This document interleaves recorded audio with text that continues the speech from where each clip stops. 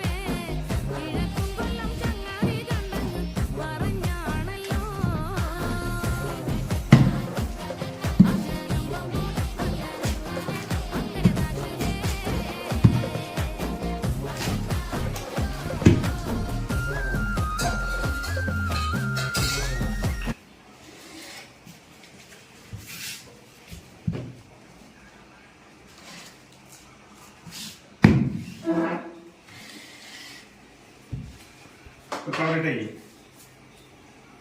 നമുക്ക് എടുത്ത് 2 ട്രിപ്പൊക്കെ പോയി വരുമ്പോൾ എടുത്ത് കഴുകി ഇടാവുന്നേ ഉള്ളൂ.